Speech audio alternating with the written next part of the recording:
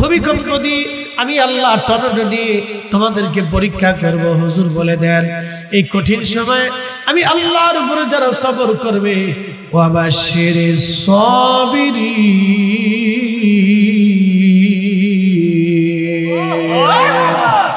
যারা সবর করবে তাদের জন্য সুসংবাদ। বলে সুসংবাদ কি? তাদেরকে আল্লাহ মাফ করে দিবে, মাফ করে দিবে, মাফ করে দিবে। আল্লাহ মানব জাতিদেরকে ধৈর্য দিলেন, আবার বিপদ দিলেন। ফেরেশতাদেরকে আল্লাহ ধৈর্য দেন নাই, বিপদও দেন নাই। ওই কবরে আপনিও চলে যাবেন, আমিও চলে যাব, এই কবরে চলে যাব আমি আর আপনি। উম্মতে মারহুমা কি আপনাদেরকে বুঝাই দিয়ে যায়। আম্মা জান আয়েশাকে নবী বলেন, আয়েশা রে, তুমি কি জানো মানুষের জীবনের কঠিন সময় কখন? বলে আল্লাহু রাসূলুহু আলাম, আল্লাহ জানে এবং তার নবী জানে। তখন নবীজি ডাক দিয়ে বলেন, আয়েশা রে, যখন মরহুম মানুষটাকে যখন গোসলের জন্য পানি গরম করা হয়, পানি কেন গরম করা হয় জানেননি? আহা, কেন পানি গরম করা হয়? গরম পানি দিয়ে কেন গোসল দেওয়া হয়? ঠান্ডা পানি দিয়ে তো হতো, কেন পানি গরম করা হয়? ও বন্ধু, খুব মনোযোগ দিবেন। নবীজি বলেন, আয়েশা রে, পানি গরম করা হয় যখন তার গোসলের দিকে নেওয়া হয়, তখন এই রুহটা চিৎকার মেরে মেরে কাঁদে। কারণ মৃত্যুর যন্ত্রণা এত কঠিন, ভয়াবহ, এমন যন্ত্রণা বড় কঠিন। আপনাদেরকে বলে দিয়ে যাই, আখা মানুষের শরীরের ভিতরে যদি একটা কাঁটা বিঁধে যায়, বড় মস্ত বড় একটা কাঁটা যদি শরীরের ভিতরে বিঁধে যায়, অথবা আমাদের শরীরের ভিতরে যদি এমন কোন জিনিস লোহা লক্কর ঢুকে গেল, যেই লোহাটা এই পাশ দিয়ে ঢুকে এই পাশে বের হয়ে গেল, আচ্ছা বলেন তো, লোহাটা যদি ডাক্তাররা টেনে টেনে জিন্দা অবস্থায় টেনে হিসড়ে বের করে নিয়ে আসে, তার জীবনে যেমন ব্যথা লাগবে, যন্ত্রণা লাগবে। আল্লাহ রাসূল ডাক দেয় বলেন, আমার উম্মতেরা রে, মৃত্যুটা এত ভয়াবহ, মৃত্যু এত কঠিন। একটা উট জিন্দা অবস্থায় চামড়া ছিলানো হলো, ওই উটটাকে জবাই দেওয়া হলো না, কিন্তু জীবন্ত তার চামড়া ছিলানো হলো। ওই উটের যেমন যন্ত্রণা হবে, 100 বার উটের চামড়া ছিলাইলে উটের যত বড় যন্ত্রণা হবে, মৃত্যুর যন্ত্রণা তার চাইতেও বড় ভয়াবহ।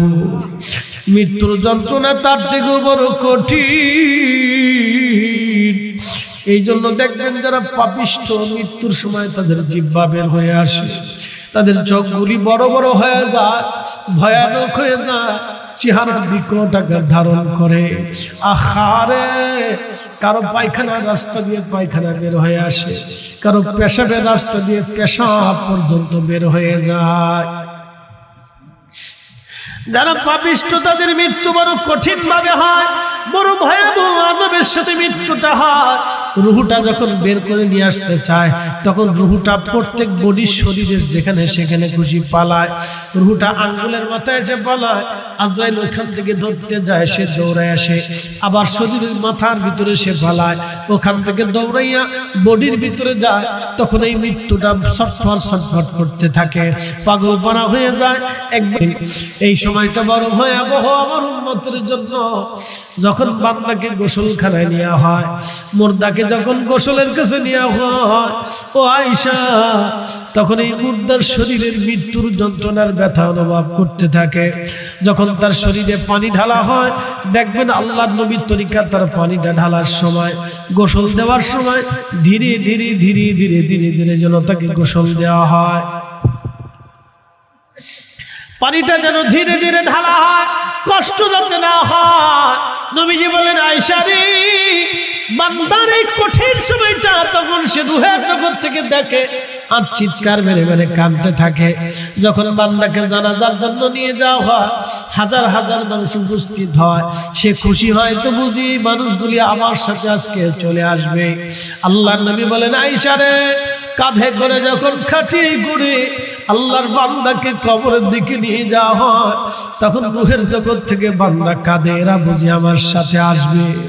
যখন কবরে দুইজন নামে, লাশ কবরে নামায়, তখন সবাই উপরে থাকে, কিন্তু বান্দা দুইজন কবরের ভিতরে দাঁড়ায়। তখন এই রূহটা ভাবে, বুঝি এই দুইজন আমার সাথে যাবে। আল্লাহর নবী ডাক দিলেন, আয়েশা রে, ওই দুইজন কবরের মধ্যে শুয়াইয়া যখন বাঁশ দিয়ে উপরের দিকে চলে আসে, তখন রূহ চিৎকার মেরে মেরে কাঁদে আর বলে, সন্তান রে, একটু দেরি করলা না, এত তাড়াতাড়ি কবরে বিদায় জানাইলা। আমার কন্যা রে, আমার বিবি রে, আমার ভাইরা রে, বন্ধুরা রে, এত তাড়াতাড়ি আমাকে ভুলছো, আমার এমন একটা দেশে পাঠাইছো যে দেশে আমি ছাড়া আর কেউ নাই। আল্লাহর নবী ডাক দিয়ে বলেন, উম্মত রে, কবর বড় কঠিন জায়গা, একা একা এক মহাজগতের দিকে আপনাকে যেতে হবে। একা কি যাবে? দুনিয়াতে কত বন্ধু বান্ধব আত্মীয় স্বজন, আপনার কেউ আর আপন সেদিন হবে না। আল্লাহর নবী ডাক দিয়ে বললেন, সাহাবীরা রে, এই সময়টা বড় কঠিন, ইস্তাগফিরু লিআখিকুম, তোমরা এই সময় তোমার ভাইয়ের কবরের পাশে দাঁড়ায় যাও, রবের আসমানে হাত বাড়াও, তোমার ভাইয়ের জন্য ইস্তিগফার করো। কেননা কিছু সময় পরে মুনকারে নেকির এসে তাকে প্রশ্ন করবে।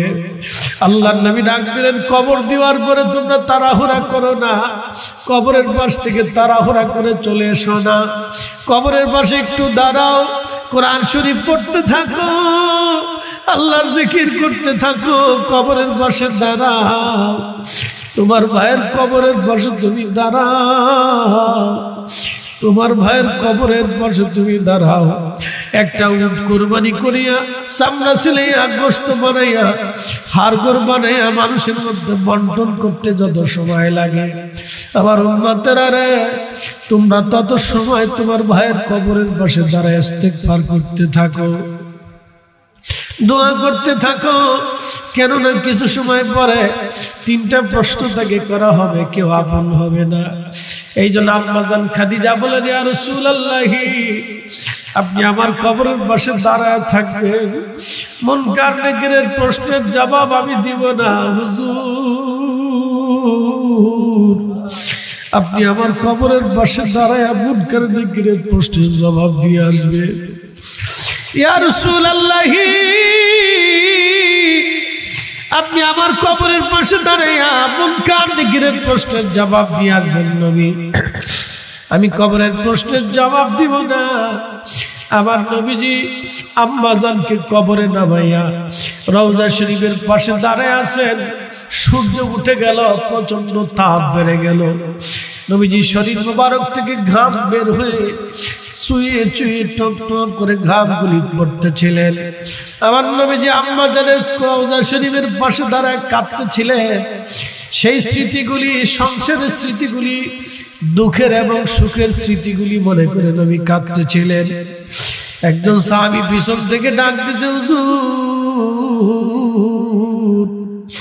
আপনি আসেন, হুজুর আপনি আসেন, আপনি না গেলে মুনকার নেকির আসবে না। সওয়াল জবাবের জন্য আপনি না গেলে মুনকার নেকির আসবে না। ইয়া রাসূলুল্লাহ, আপনি আসেন। নবীজি ডাক দিয়ে বলেন, সাহাবীরা রে, তোমরা চলে যাও, আমি যেতে পারবো না।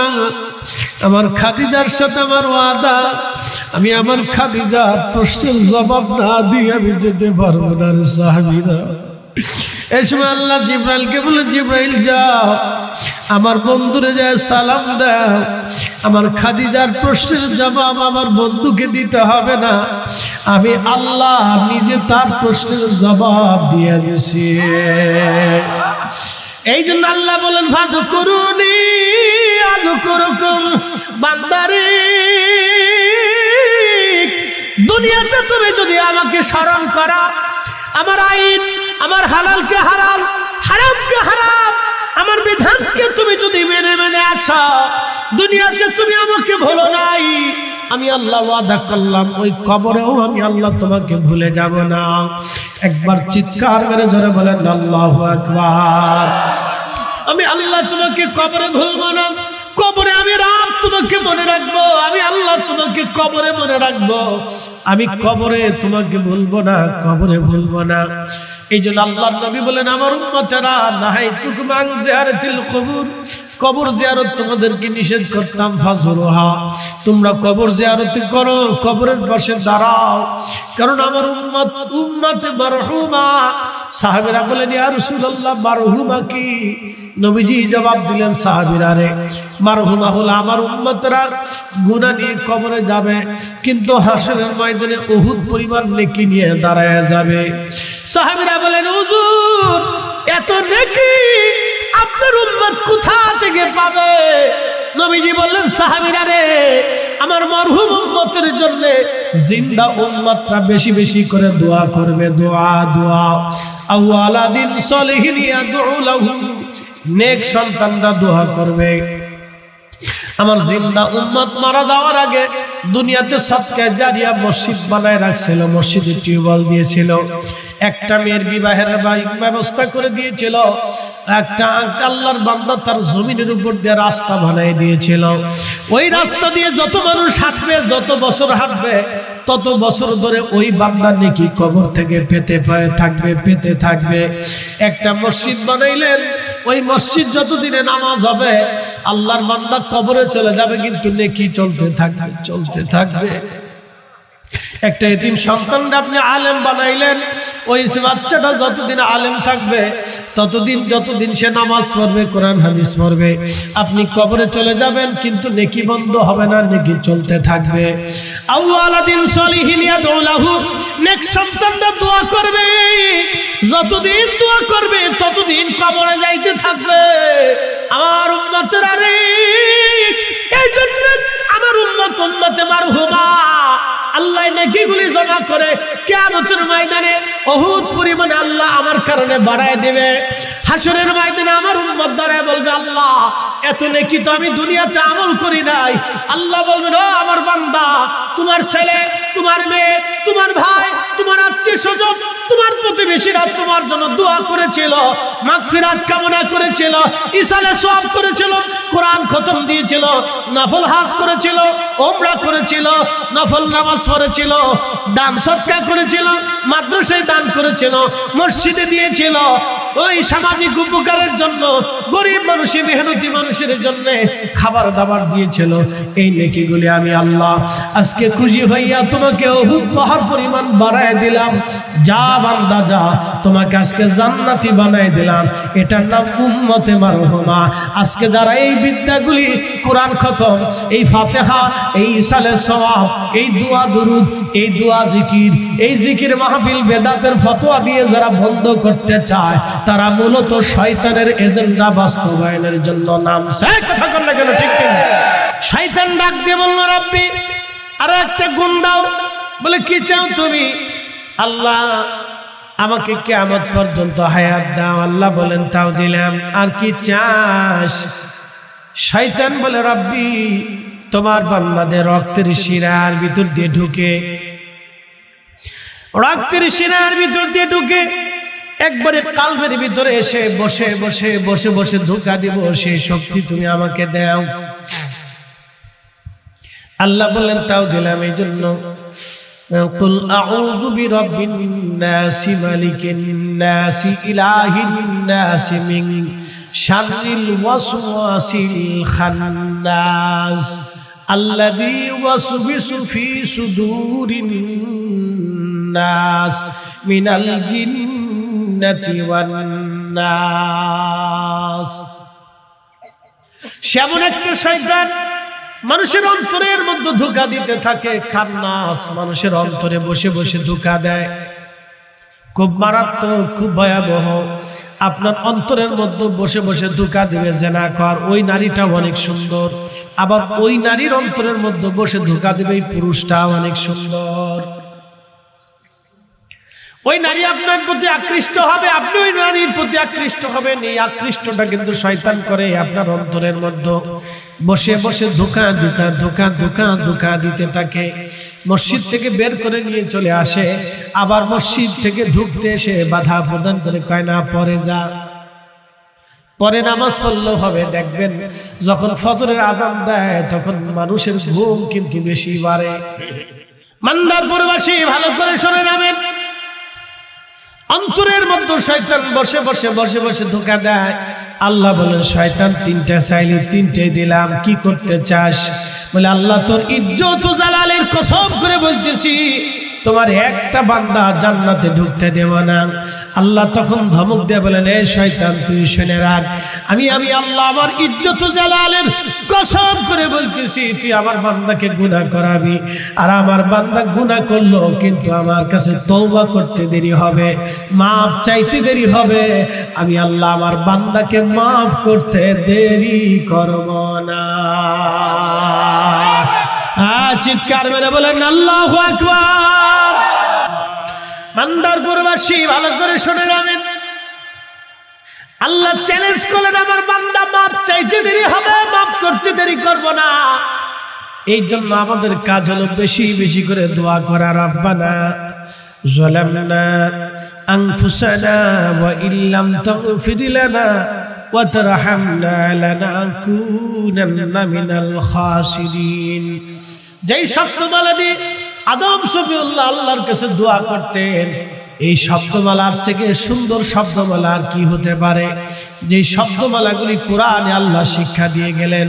রব্বানা আমাদের রব, যালামনা আমরা আমাদের নফসের সাথে জুলুম করে ফেলছি, ওয়া ইল্লাম তাগফির লানা ওয়া তারহামনা লানাকুনান্না মিনাল খাসিরিন।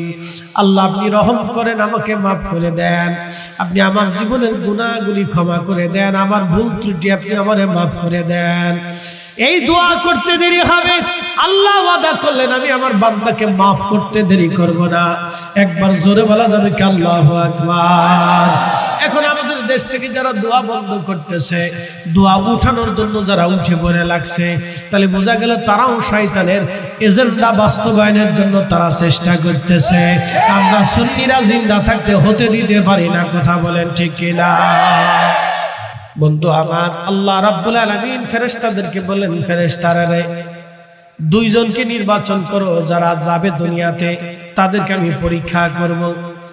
ফেরেশতারা বলবো আল্লাহ তারা হারুত আর মারুতকে আমরা পাঠাইলাম, ওরা বুজুর্গ ফেরেশতা। কি ফেরেশতা? বুজুর্গ। হারুত আর মারুতকে পাঠাইলাম, ওরা বুজুর্গ ফেরেশতা। হারুত আর মারুতকে আল্লাহ দুনিয়াতে পাঠাইলেন, নূরের তৈরি ফেরেশতা। আল্লাহ তাদেরকে মানুষের গুণাবলী দিলেন। দেখে যান, যারা বলে নবী নূরের তৈরি না, মাটির মানুষের ভিতরে নূরের নবীকে আল্লাহ কেমনে পাঠাইলেন? তাদের প্রশ্ন কেমনে পাঠাইলেন, এটা হতেই পারে না।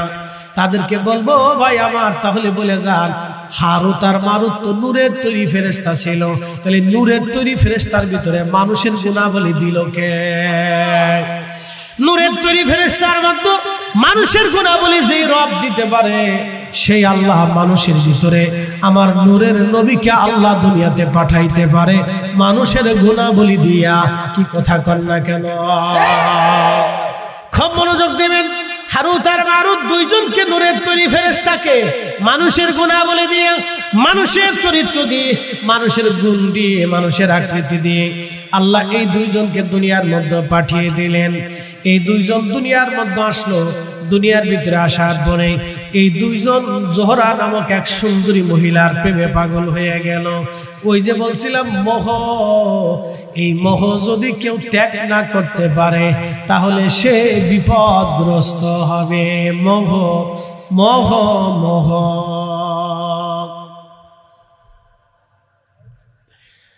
জোহরা নামক এক সুন্দরী মহিলারে দেখি হারুত আর মারুত পাগল হয়ে গেল। দুইজনে ফন্দি করলো, ওই নারীর সাথে আমরা জেনা করব। জেনা।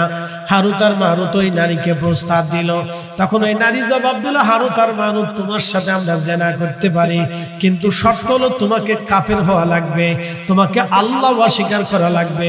হারুত আর মারুত কয় না, আমরা তো আল্লাহর দরজা দেখেছি, আমরা আসমান দেখেছি, জান্নাত দেখেছি, জাহান্নাম দেখেছি, সাত আসমান দেখেছি, আল্লাহ সৃষ্টি দেখেছি, সাত জমিন দেখেছি। আল্লাহর দরবারে আল্লাহর সাথে শিরিক আমরা করতে পারবো না। এরপরে মহিলার এই বাচ্চাকে হত্যা করলো, মদ পান করলো, ওই নারীর সাথে জেনা করলো। নূরের তৈরি ফেরেশতা মানুষের সাথে জেনা করলো, মদ পান করলো। তো কি বুঝলেন? নূরের তৈরি ফেরেশতাকে আল্লাহ মানুষের গুনাবলী দিল, যার কারণে তারা মদ পান করলো, জেনা করলো এবং মানুষ হত্যা করলো। তখন আল্লাহ ডাক দিলেন, হারুত মারুত, তোমাদেরকে দুনিয়াতে পাঠিয়েছিলাম আমার ইবাদত করার জন্য, তোমরা ইবাদত না করে জোহরা নামক সুন্দরী মহিলার প্রেমে পাগল হইয়া আমি খোদার অবাধ্য হয়ে আজকে নাফরমানি করলাম। তখন হারুত আর মারুত সেজদার মধ্যে পড়ে গেছে, আল্লাহ ভুল করে ফেলছি, অন্যায় করে ফেলছি, আল্লাহ মাফ করে দেন। আল্লাহ ডাক দিলেন, হারুত আর মারুত, তোমরা কি দুনিয়ায় শাস্তি চাও না আখিরাতের শাস্তি চাও? হারুত মারুত, আল্লাহ আমরা আখিরাতের শাস্তি সম্পর্কে জানি, এটা বড় ভয়াবহ, এর কোনোদিনও শেষ হবে না, আল্লাহ শুরু হবে শেষ হবে না। আল্লাহ আমরা আখিরাতের শাস্তি চাই না, দুনিয়াতে আপনি আমাদের শাস্তি দিয়ে দেন। আল্লাহ ডাক দিলেন, হারুত আর মারুত, তোমরা যেহেতু হারাম খাইছো এবং জেনা করছো, নাপাকি কাজ করেছো, নাপাক খেয়েছো, আমি আল্লাহ পাক, আমি পাক ছাড়া কবুল করি না। এই জন্য যারা সুদ খায়, যারা ঘুষ খায়, তাদের দোয়া কবুল হয় না, তাদের ইবাদত কবুল হয় না, তাদের সেজদা কবুল হয় না, তাদের রোজা কবুল হয় না। যারা অর্থটা গরিব মানুষের টাকা মাইরে দিয়া, যারা অন্যের জমি মাইরে দিয়া, দোকান মাইরে দিয়া, ওই টাকা দিয়া হজে যায়, ওই হজে যায় কাবা শরীফদের যতই কান্দ কাজ হবে না। কথা ক্লিয়ার নেবে জানাচ্ছে একবারে ক্লিয়ার। আল্লাহ পাক, আল্লাহ পাক, আল্লাহ পাক, হারুতের মারুতে আল্লাহ ডাক দেখে, হারুতের মারুত, আমি আল্লাহ পাক, আমি পাক ছাড়া কবুল করি না। তোমরা মদ পান করছো, হারাম খাইছো, এই জন্য তোমরা নাপাক হয়ে গেছো, আমি আল্লাহর আসমানে আর আসতে পারবা না। তোমরা জেনা করছো, এই জন্য তোমরা নাপাক হয়ে গেছো, আমি আল্লাহর আসমানে আর আসতে পারবা না। তোমরা মানুষ খুন করেছো, অনেক বড় নাফরমানি করেছো, আমি আল্লাহর আসমানে আর আসতে পারবা না। হারুত মানুষ সেজদায় পড়ে গেল, আল্লাহ মাফ করে দেন। বলে ক্ষমা হবে, শাস্তি হতে হবে। বলে আল্লাহ আখিরাতের শাস্তি চাই না, দুনিয়াতে শাস্তি দেন। বর্তমান ইরাকের কোন এক পাহাড়ের গভীরে গুহার নিচে হারুত আর মারুতকে আল্লাহ মাথা নিচু করে পা উপর করে বেঁধে রেখে শাস্তি দিচ্ছেন। কিয়ামত পর্যন্ত শাস্তি পেতে থাকবে। তারা দুনিয়ার শাস্তি পেয়েছে, কিয়ামত পর্যন্ত শাস্তি পাবে। কিন্তু আল্লাহ হারুত মারুতরে বাটাম সালাম দিল, আল্লাহ আমাদেরকে সুযোগ দিয়ে দিছে, কারণ আমরা আখেরি নবীর উম্মত। এই চিৎকার মেরে বলেন আল্লাহু আকবার। না যে না বলবেন মুখে ঠাডা পড়বে, জোরে বলেন আল্লাহু আকবার। বলেন না ইয়া রাসূলুল্লাহ, আমরা আখেরি নবীর উম্মত, ওই নবীর ইজ্জতের দিকে তাকায়া আল্লাহ আমাদের গুনাহকে maaf করে দেয়। জোরে জোরে জোরে কোন, জোরে কোন। কে মাফ করে? কে মাফ করে? কার দিকে তাকাইয়া? নবীর দিকে তাকাই আল্লাহ আমারে মাফ করে দেয়। আল্লাহ দেখে ওরা আমার আখিরি নবীর উম্মত, আমার নবীর সাথে ওদের সম্পর্ক আছে, যা মাফ করে দিলাম, মাফ করে দিলাম, মাফ করে দিলাম। তার আজকে একটা মাফের নাম হলো উম্মতে মারহুমা। ওই কবরবাসীদের মাগফিরাতের কামনায় আজকের মাহফিল। আমরা সবাই কবরে চলে যাব, কেউ দুনিয়াতে থাকতে পারবো না। মান্দারপুরবাসী আমরা সবাই কবরে চলে যাব, কেউ দুনিয়াতে থাকতে পারবো না। রব্বুল আলামিন মহাগ্রন্থ পবিত্র কোরআনে বলেন, আল্লাযী খালাকাল মাউতা ওয়াল হায়াতা লিয়াবলুয়াকুম আইয়ুকুম আহসানু আমালা।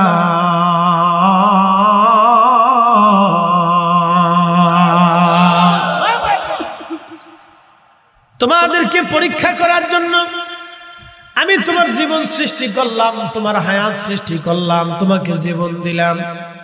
ভাই আমার, আল্লাহ যখন বলেছিলেন ইন্নী জাইলুন ফিল আরদি খলিফা, আমি পৃথিবীতে প্রতিনিধি পাঠাবো, খলিফা পাঠাবো। আমরা হলাম আল্লাহর দেওয়া খলিফা। ক্বালা ইন্নী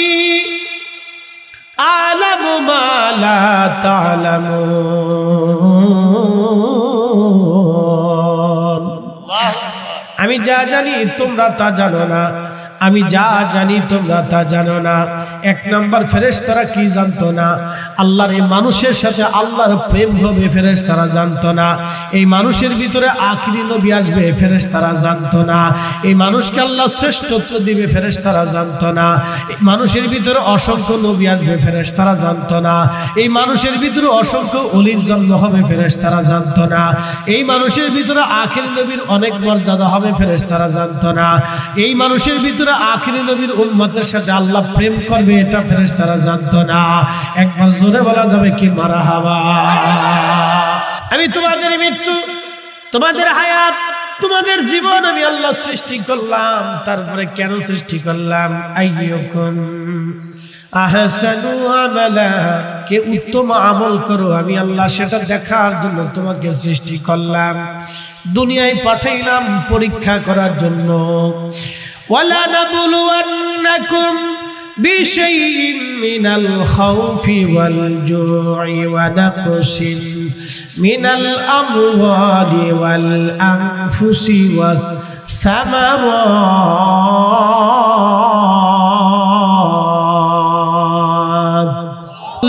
আল্লাহ আল্লাহ ফেরাউন দিছে কত জ্বালা। আল্লাহ বলেন ও জিবরাইল খুলো হে জান্নাতের তালা। লা ইলাহা ও লা ইলাহা ও লা ইলাহা ও লা ইলাহা ও লা ইলাহা লা ইলাহা ইল্লাল্লাহু মুহাম্মাদুর রাসূলুল্লাহ সাল্লাল্লাহু আলাইহি ওয়াসাল্লাম।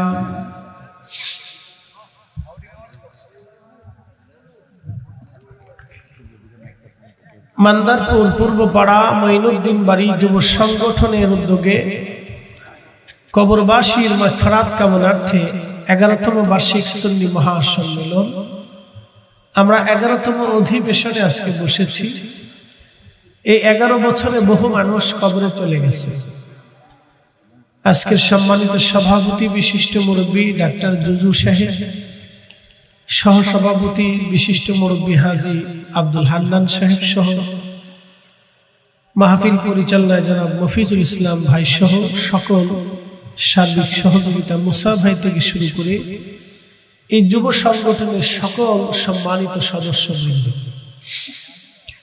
সম্মানিত আলোচক আল্লামা মুফতি সাইফুর রহমান নোমানী, মাওলানা কামাল হোসেন ভুইয়া সাহেব, জনাব হযরত মাওলানা সিরাজুল ইসলাম সুন্নি আল কাদরি সাহেব সহ সকল সম্মানিত আলোচকবৃন্দ, সফর সঙ্গী প্রিয় ভাই মাওলানা মুফতি আল আমিন জিহাদি সাহেব সহ এখানে উপস্থিত এই সকল কলিজার টুকরো যুবক, সম্মানিতা পর্দানিশীল মা বোনেরা, মাইকের আওয়াজ যত দূর পর্যন্ত যাচ্ছে আমি সকলকে অভিনন্দন জানাই, মোবারকবাদ জানাই, শুকরিয়া করি সেই রবের আসমানে যিনি এই অঞ্চলের বহু মানুষ থেকে ফারেক করে, ঘর থেকে বের করে, বিভিন্ন ব্যবসা প্রতিষ্ঠান থেকে জুদা করে আল্লাহর বেহেশতের বাগানে আপনাকে এবং আমাকে আল্লাহ আসার সুযোগ করে দিয়েছে। সেই জন্য মনিবের আসমানে বুলন্দ আওয়াজে একসাথে আমরা শুকরিয়া আদায় করে বলি আলহামদুলিল্লাহ। শুকরিয়া করি সেই রবের আসমানে যিনি সর্বশ্রেষ্ঠ নবী, সর্বকালের সর্বশ্রেষ্ঠ মহামানব, ইমামুল মুরসালিন, রাহমাতুল লিল আলামিন, সাইয়্যিদুল কাওনাইন ওয়াস সাকালাইন, মেহবুবে আলা, সৃষ্টির শ্রেষ্ঠ, আল্লাহর সৃষ্টির ফাউন্ডেশন, আমাদের নাজাতের মাধ্যম, মুক্তির দিশারি, তিনি সেই মহান নবী যিনার উম্মত হওয়ার জন্য সমস্ত নবীরা পর্যন্ত বাসনা করেছিলেন। আল্লাহ সেই নবীর উম্মত হিসেবে আমাদেরকে মঞ্জুর করেছেন। সেই জন্য মনিবের আসমানে বুলন্দ আওয়াজে একসাথে আবারও বলি আলহামদুলিল্লাহ। প্রিয় উপস্থিতি, আমি মহাগ্রন্থ পবিত্র কুরআনুল কারীম থেকে একটি আয়াতে কারিমা আপনাদের সামনে উপস্থাপন করেছি। এই আয়াতের আঙ্গিকে, এই আয়াতের নিরিখে, আয়াতের দৃষ্টিকোণ থেকে আপনাদের সামনে কিছু আলোচনা উপস্থাপন করব। আল্লাহ যেন তৌফিক নসিব করেন বলি আমিন। আমি আবারও অনুরোধ করব, রাস্তাঘাটে বিভিন্ন স্থানে দোকানপাটে যারা আসি ওইখানে না থেকে আমরা সবাই ভিতরে চলে আসি। যেহেতু আপনারা জানেন আমি বাদ এসাতে বসছি, এর অর্থ হচ্ছে আমি বেশি লম্বা টাইম আপনাদেরকে দেব না, অর্থাৎ বেশি রাত্র আমার জন্য হবে না। একটা নির্দিষ্ট সময় আপনাদের থেকে বিদায় নিব। তার আগে আমার প্রিয় ভাই তিনি বলেছেন এই মাহফিলটি মূলত কবরবাসীদের মাগফিরাত কামনার জন্য। আমরা কেন মাগফিরাত কামনা করব এই বিষয়ের উপরও আপনাদেরকে আমি বেসিক নলেজ দেব ইনশাআল্লাহ। মোটামুটি প্র্যাকটিক্যাল এবং থিওরিক্যাল ধারণা আপনাদের সামনে উপস্থাপন করব। আমরা এখানে কেন আসলাম? এই যে জমিনের উপর আমরা আজকে যারা বসে আছি, বলেন 100 বছর পরে আমাদের অস্তিত্বের কি জানান দেবে? 100 বছর পরে আমাদের কোনো নাম নিশানা থাকবে? দুনিয়াতে থাকবে না। 100 বছর আগে যারা ছিল আজকে তাদের সর্বাধিক মানুষগুলি কবরে চলে গেছে, তারা আজকে দুনিয়াতে নাই। আমরা নতুন প্রজন্ম আসছি, আবার 100 বছর পরে আমরা থাকবো না, আরেকটা প্রজন্ম আল্লাহ দুনিয়াতে পাঠাবে, তারাও আল্লাহর পরীক্ষার অন্তর্ভুক্ত হয়ে যাবে। তো ঠিক আমাদের আগে যারা ছিল তারা অনেকেই কবরে চলে গেছে, এখন আমাদের পালা। একটা কথা মনে রাখবেন, যেহেতু জন্মগ্রহণ করেছেন, মৃত্যু আপনাকে বরণ করতেই হবে, কোনো সন্দেহ নেই। একবার ইউনিভার্সাল ট্রুথ, চিরন্তন সত্য। আবার বলি, জন্ম যেহেতু নিয়েছেন, মৃত্যু আপনাকে নিতেই হবে, বিকল্প কোনো রাস্তা নাই। ওয়া ইন্না ইলাইহি রাজিউন, আপনাকে আল্লাহর কাছে চলে যেতেই হবে, ভিন্ন কোনো প্রসেস নাই। আপনিও থাকতে পারবেন না, আমিও থাকতে পারবো না। এখানে থাকার জন্য মূলত আমরা কেউ আসিনি। তাহলে আল্লাহ কিসের জন্য পাঠায়? সেই উত্তরটা আল্লাহ কোরআনে এইভাবে দিয়েছেন, আল্লাযী খালাকাল মাউত, আমি তোমাদের মৃত্যুকে সৃষ্টি করেছি। আপনার কাছে আশ্চর্য মনে হচ্ছে না? মৃত্যুটাও কিন্তু আল্লাহর একটা সৃষ্টি। ওয়াল হায়াত, এবং তোমাদের জীবন সৃষ্টি করেছি। তাহলে এখন আশ্চর্য মনে হচ্ছে না যে জীবনও আল্লাহর সৃষ্টি? তাহলে বোঝা গেল আল্লাহ জীবন ও মৃত্যু থেকে মুক্ত। কি কথা ঠিক আছে কিনা? আল্লাহ জীবন ও মৃত্যু থেকে কি মুক্ত? তিনি জীবন